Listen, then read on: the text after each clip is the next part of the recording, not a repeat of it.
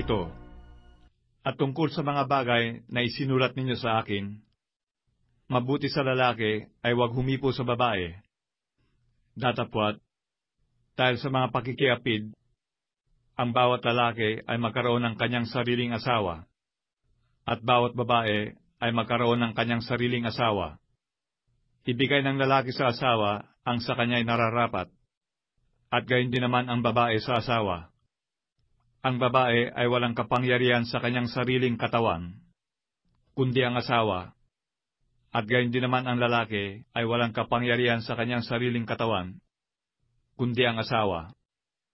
Huwag magpigil ang isa't isa, maliban kung pagkasunduan sa ilang panahon, upang kayo'y mamalagi sa pananalangin, at muling kayo'y magsama. Baka kayo'y tuksuhin ni Satanas dahil sa inyong kawalan ng pagpipigil. Ngunit ito'y sinasabi ko na parang payo, hindi sa utos. Kaya ibig ko sana na ang lahat ng tao ay maging gaya ko. Ngunit ang bawat tao ay mayroong kani-kanyang kaloob na mula sa Diyos. Ang isa ay ayon sa parang ito, at ang iba ay ayon sa parang niyaon. Datapwat, sinasabi ko sa mga walang asawa, at sa mga babaeng bao, mabuti sa kanila kung sila'y magsipanatiling gayon sa mga tuwid bagay gaya ko. Ngunit kung sila'y hindi makapagpigil, ay magsipag-asawa, sapagkat magaling ang mag-asawa kaysa mga gningas ang pita. Datapwat, sa mga may asawa ay aking pinag-uutos, ngunit hindi ako, kundi ang Panginoon, na ang babae ay huwag humiwalay sa kanyang asawa.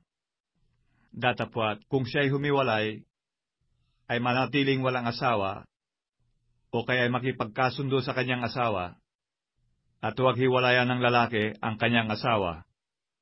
Datapwat sa iba, ay ako nagsasabi, hindi ang Panginoon. Kung ang sinumang kapatid na lalaki ay may asawang hindi sumasampalataya, at kung kalooban niyang makipamahay sa kanya, ay huwag niyang hiwalayan. At ang babaeng may asawang hindi sumasampalataya, at kalooban niyang makipamahay sa kanya, ay huwag niyang hiwalayan ang kanyang asawa. Sapagkat ang lalaking hindi sumasampalataya ay nagiging banal sa pamamagitan ng kanyang asawa, at ang babaeng hindi sumasampalataya ay nagiging banal sa pamamagitan ng kanyang asawa. Sa ibang paraay, ang inyong mga anak ay nangagkaroon ng kapintasan, ngunit ngayon mga banal. Gayunmay, kung humiwalay ang hindi sumasampalataya, ay bayaan siyang humiwalay. Ang kapatid na lalaki o kapatid na babae ay hindi natatali sa mga ganitong bagay, kundi sa kapayapaan kayo tinawag ng Diyos.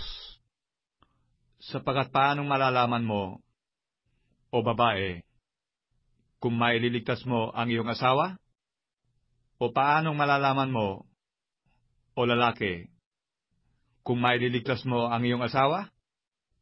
Ayon nga lamang sa ipinamahagi ng Panginoon sa bawat isa, at ayon sa pagkatawag ng Diyos sa bawat isa, ay gayon siya lumakad. At gayon ang iniutos ko sa lahat ng mga iglesia. Tinawag baga ang sinumang taong tuli na? Huwag siyang maging di tuli. Tinawag baga ng sinumang di tuli? Huwag siyang maging tuli. Ang pagtutuli ay walang anuman, at ang di pagtutuli ay walang anuman, kundi ang pagtupad sa mga utos ng Diyos. Bayaan ang bawat isa ay manatili doon sa pagkatawag sa itinawag sa kanya. Ikaw bagay alipin nang ikaw ay tinawag? Huwag kang mag-aala-ala. Kung maaring ikaw ay maging malaya, ay pagsikapan mo ng maging laya, sapagkat ang tinawag sa Panginoon nang siya'y alipin, ay malaya sa Panginoon. Gayon din naman ang tinawag nang siya'y malaya, ay alipin ni Kristo. Sa halaga kayo'y binili, huwag kayong maging mga alipin ng mga tao. Mga kapatid, bayaan ang bawat isa'y manatili sa Diyos sa kalagayang itinawag sa Kanya. Ngayon, tungkol sa mga dalaga ay wala kong utos ng Panginoon, ngunit ibinibigay ko ang aking pasya, na tulad sa nagkamit ng habag ng Panginoon upang mapagkatiwalaan. Inaakala ko ngang mabuti ito dahil sa kasalukuyang kahapisan. Sa makatwid bagay, mabuti ngang ang tao'y manatili nang ayon sa kanyang kalagayan. Natatali ka baga sa asawa? Huwag mong pagsikapang ikaw ay makakalag. Ikaw bagay kalag sa asawa? Huwag kang humanap ng asawa. Ngunit kung ikaw ay mag-asawa, ay hindi ka nagkakasala. At kung ang isang dalaga ay mag-asawa, ay hindi siya nagkakasala. Datapwat, ang mga gayon ay magkakaroon ng kahirapan sa laman. At ibig ko sanang kayo iligtas.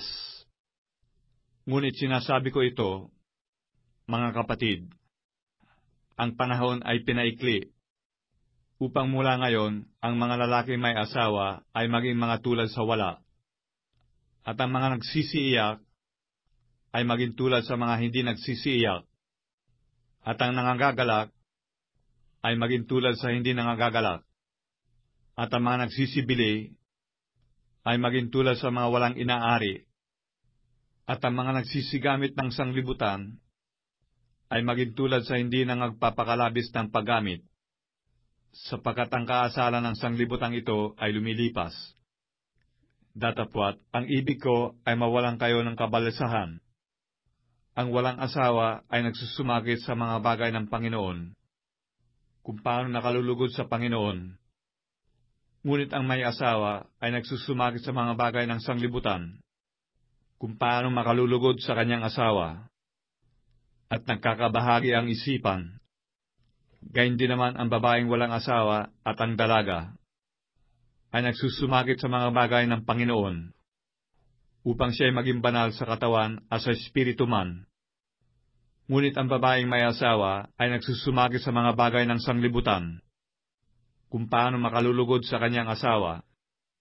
At ito'y sinasabi ko sa inyong sariling kapakinabangan, hindi upang alisin ko ang inyong kalayaan, kundi dahil sa mga bagay na nararapat, at upang kayo'y makapaglingkod sa Panginoon ng walang abala. Ngunit kung iniisip ng sinumang lalaki na hindi siya gumagawa ng marapat sa kanyang anak na dalaga, kung ito'y sumapit sa kanyang katamtamang gulang, at kung kailangan ay sundin niya ang kanyang maibigan, hindi siya nagkakasala, bayaang mag-asawa sila. Subalit ang nananatiling matibay sa kanyang puso, na walang kailangan, kundi may kapangyarihan tungkol sa kanyang sariling kalooban, at pinasiyahan sa kanyang sariling puso, na ingatan ang kanyang sariling anak na dalaga, ay mabuti ang gagawin. Kaya nga, ang nagpapahintulot sa kanyang anak na dalaga na mag-asawa ay gumagawa ng mabuti, at ang hindi nagpapahintulot na siya ay mag-asawa ay gumagawa ng lalong mabuti. Ang babaeng may asawa ay natatalian samantalang nabubuhay ang kanyang asawa. Ngunit kung patay na ang kanyang asawa, ay may kalayaan siya makapag-asawa sa kaninumang ibig niya, sa kalooban lamang ng Panginoon. Ngunit lalong maligaya siya kung manatili ng ayon sa kanyang kalagayan, ayon sa aking akala, at iniisip ko na ako'y may espiritu rin naman ng Diyos.